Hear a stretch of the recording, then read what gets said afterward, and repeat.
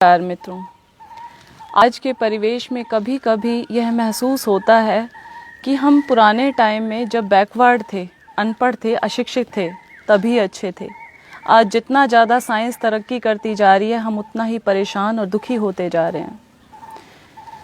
आश्चर्य की बात है कि एडवांस और बैकवर्ड की पहचान ही यह बन गई है। आज तरक्की और वैज्ञानिकता के नाम पर भारतीय नागरिक अपने स्वाभाविक खान पान, रहन सहन, दिनचर्या, संयम, सेवा, आहार विहार, वेशभूषा और भाषा तक को तिलांजलि देकर खुश होना चाहता है। वह गुलामी की प्रवृत्ति का शिकार होकर विदेशी संस्कृति को जल्दी से जल्दी अपनाने में अपना गौरव समझ रहा है। मैकाले की शिक्षा द्वारा अंग्रेजियत हमारे खून में समा गई है, जिसका परिणाम शारीरिक, चारित्रिक व सामाजिक पतन के रूप में स्पष्ट दिखाई दे रहा है।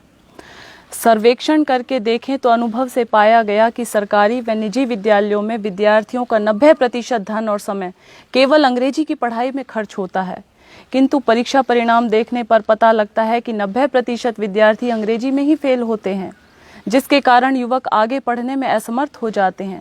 पब्लिक स्कूल के बच्चों में विशेष रूप से शारीरिक व मानसिक विकलांगता बढ़ रही है, जैसे चश्मा चढ़ना, नाक बंद, साइनस, गले टॉन्सिल के बीमार, चिड़चिड़ापन, पेटूपन, पेट की खराबी, जिद्दीपन, माता पिता के झूठे लाड़ प्यार से देर तक उठना, टीवी देखना पूरा दिन भर, अपने आप को बहुत सुपीरियोरिटी कॉम्प्लेक्स में आ जाना, अपने से बड़ों पर व्यंग्य कसना आदि दोष होने से पूरी शिक्षा यदि अच्छे से हो जाए और नौकरी ना मिले तो वह दुराचारी, अनाचारी और क्रूर अपराधी बन जाते हैं।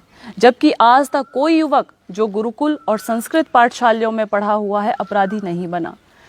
ऐसे तरक्की वाले मॉडल जो आज एडवांस और फॉरवर्ड के नाम से बोला जाता है, माफ़ कीजिएगा, मैंने ये डेफिनेशन दी है एडवांस और फॉरवर्ड की जो आज के टाइम में सत्य है। बैठकर पेशाब करने वाला बैकवर्ड और खड़े खड़े दीवार पर पेशाब करने वाला एडवांस। बैठकर नीचे धरती पर पालती मार करके भोजन करने वाला बैकवर्ड। जूतों सहित खड़े खड़े चरने वाला एडवांस। नीचे से अपान वायु पाद निकालने वाला बैकवर्ड और ऊपर से बुरी भयानक डकार मारने वाला एडवांस।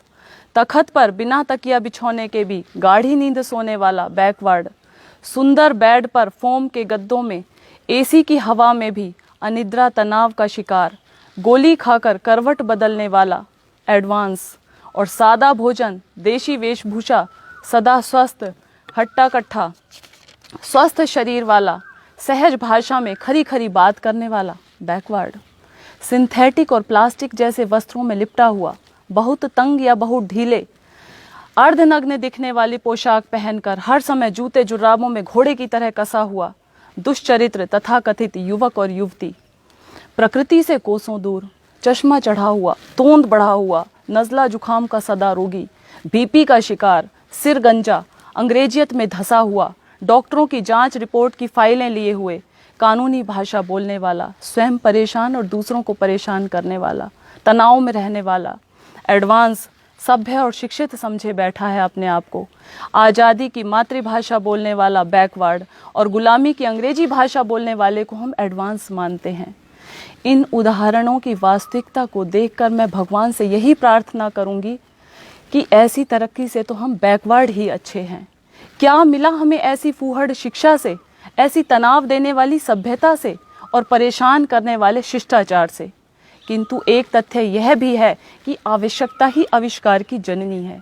जब मनुष्य की संख्या अधिक होने पर ज़्यादा सुविधा का इच्छुक बनकर अपनी इच्छाओं का दास हो अनुचित मार्ग से संग्रह का रास्ता अपनाया, अति संग्रह के परिणाम स्वरूप सामाजिक संतुलन और अभाव बढ़ गया। फिर एक दूसरे की आपस में प्रतिस्पर्धा और ईर्ष्या द्वेष बढ़ गए। बस यह चक्र आज का व्यक्ति पूरे समाज, राष्ट्र और अंतर्राष्ट्रीय स्तर पर फैल गया, जो विकराल रूप धारण कर रहा है। एक व्यक्ति दूसरे का शोषक बन रहा है, आदमी को आदमी खा रहा है। एक राष्ट्र दूसरे राष्ट्र को समाप्त कर सारी सुविधा संपत्ति अपने पास समेट लेना चाहता है। और यह तथ्यपूर्ण सत्य है, भस्मासुर की भांति हिंसा और संग्रह की प्रवृत्ति स्वयं शोषक और हिंसक को ही खा जाती है। आज के मानव का यह नारा ही मुझे चालाकी और धृष्टतापूर्ण लगता है, जो हर जगह लिखा होता है, लिव एंड लेट लिव, अर्थात जियो और जीने दो, इसके भेदपूर्ण अर्थ हैं।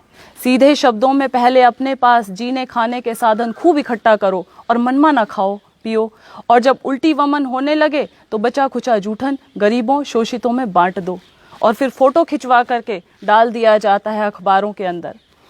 उन पर एहसान कर लो एक कवि के शब्दों में, बांटता है कंबल चमड़ी लोगों की उतार के, हज को चली है बिल्ली 900 चूहे मार के। जबकि हमारी प्राचीन वैदिक संस्कृति इसके बिल्कुल विपरीत सबको एक साथ सुखी बनाने की घोषणा करती है। तेन त्यक्तेन भुंजिता माँ गृधय कस्य स्विद्धनम, हे मानव तू त्याग पूर्वक भोग कर। इसका अर्थ है पहले बांटो, खूब बांटो, और उसके बाद जो थोड़ा बहुत बच जाए वह प्रसाद के रूप में भोगो। कितना विशाल आदर्श और जीवन का, जिसमें अभाव तनाव और असंतुलन की गुंजाइश ही नहीं रही। इस प्रकार अपने जीवन को सदा शांत सुखी और प्रसन्न रखते हुए शतायु 100 वर्ष जीने की शिक्षा दी जाती है। नमस्कार।